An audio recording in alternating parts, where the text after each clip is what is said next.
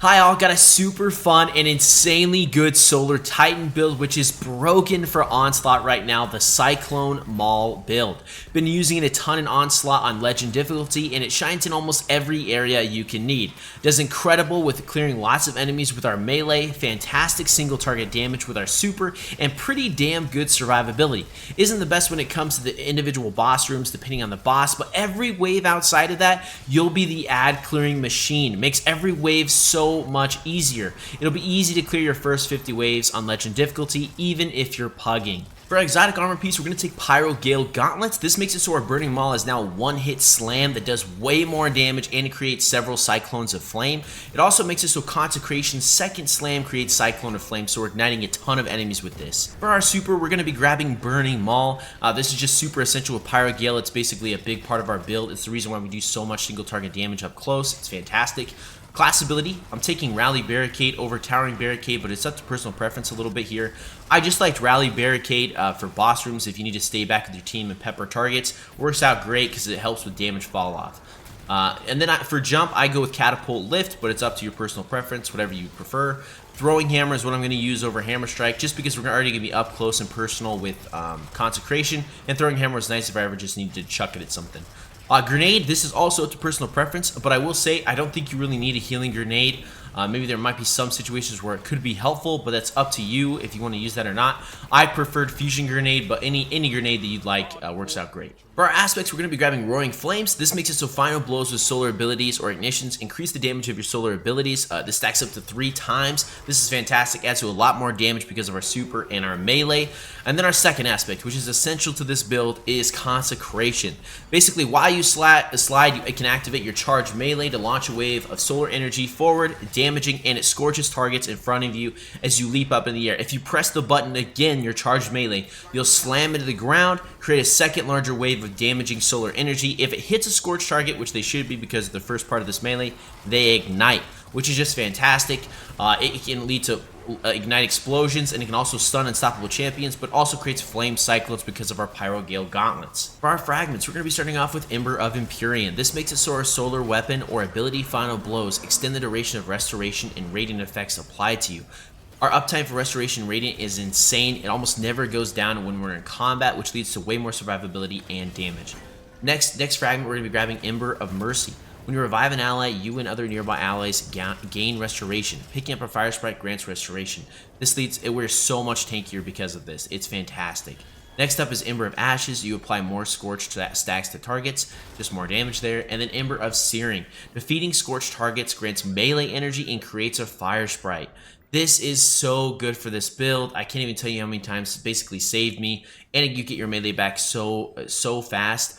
So literally every time you're slamming down with your Consecration, you're killing scorched targets. It creates a fire sprite which you can pick up for proc restoration if you don't already have it up, and then you're also granting melee energy back to leading more Consecration slams. It's so freaking nice. Our exotic weapon of choice for this build is going to be Sunshot. It synergizes so well with the artifact this season, and specifically this build. What Sunshot does, this weapon fires explosive rounds and highlights targets that take damage from Sunshot, but the big thing here is the trait, Sun Blast. Targets defeated with Sunshot explode in solar energy, scorching other nearby targets. Because this is solar, it works out really well with our artifacts, specifically the artifact perk Flint Striker. Rapid solar weapon precision hits and rapid solar weapon final blows grant radiant. So you're constant radiant in this. And then if you remember our fragment here, Ember of Empyrean, solar weapon or ability final blows extend the duration of restoration and radiant effects apply to you. So it just works out fantastic. It's also unstoppable. But if you're ever dealing with Onslaught and you have Hive, it works out so well because a lot of them have solar shields. The Sun Blast will actually explode those solar shields as well if you kill a target near them. But just with 1 or 2 shots, you can remove a wizard shield or anything like that. Works out great. For your primary slot here, I like Deliverance a lot. I think it worked great with Chill Clip and slowing enemies here, but anything is up to your preference, I think, here. I think a grenade launcher with blinding nades is fantastic.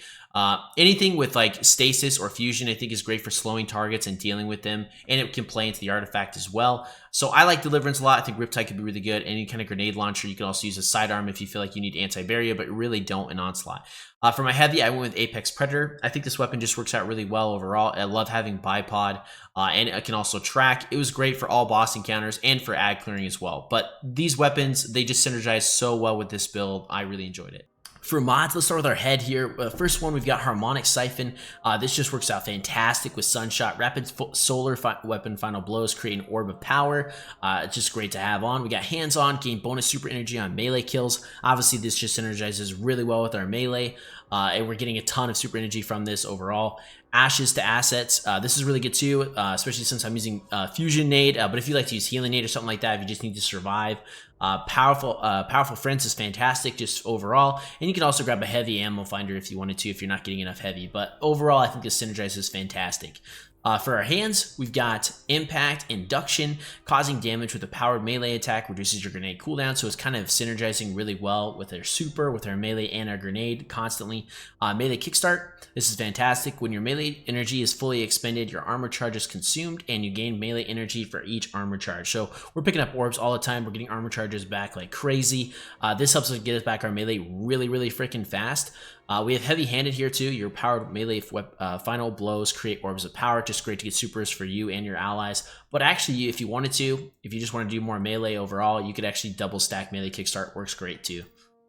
For our chest piece, just any resistance mods is great, but one I would specifically recommend is going to be your melee damage resistance. This is just super helpful because we're meleeing all the time, and our super is relatively close up front too. So this reduces incoming damage from combatants that are at point blank range. And then I've got Void and Solar Resistance there. On our feet, we've got double Solar Weapon Surge.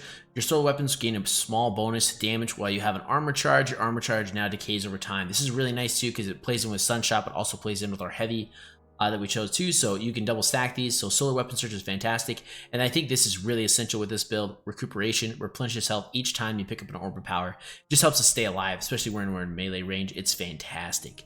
And then for our class item here, we've got Outreach, reduces melee cooldown when you're using your class ability. I've double stacked this, so every time we're using our barrier, our barricade, we are getting more of our melee cooldown back. And then I have Time Dilation. Your decaying armor charge has a longer duration. Works fantastic. For our artifact, I'm going with Piercing Sidearms, Unstoppable Hand Cannon, Overload Auto Rifle. Really the only one that matters here is Unstoppable Hand Cannon because you do run into a lot of ogres inside of Onslaught. If you're not using a hand cannon for some reason, you could use Unstoppable Bow, but you probably want Unstoppable. The other ones don't really matter. Killing Triggers is fantastic. Radiant causes solar weapons to apply scorched, unscorched combatants. Synergizes really well with our build. We're going from Whence You Came as well. And then we've got Flint Striker. This is fantastic. Rapid Solar Weapon Precision Hits and Rapid Solar Weapon Final Blows grant Radiant. So we're always Radiant. It's so freaking nice to have way more damage. While Radiant, do increased weapon damage to combatants affected by Strand and Stasis debuffs. This works really well with our loadout for what we have specifically here, but a lot of people are running Stasis in the first place or Strand right now, so it just synergizes really well. We're doing even just more damage.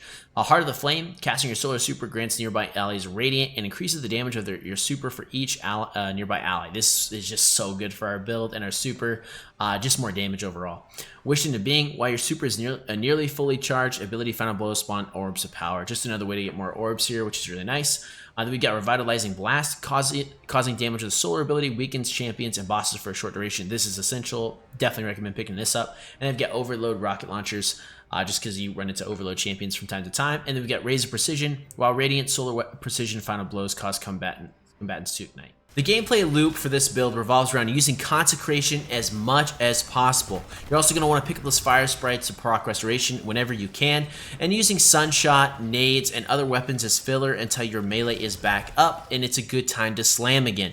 Don't be afraid to use your super as much as you can on large waves or single target enemies to basically one-shot them. Because of our mods, Hands-On, Ashes to Assets, and our Solar Siphon, we're getting our super back very fast and creating a lot of orbs with Sunshot. Be careful of good times to use your charge melee, because if you go in without paying attention with no restoration proc, you can get cooked. Hope you guys enjoy the build. It's been my favorite build I've tried so far, and it's addictive as hell. Thanks for watching.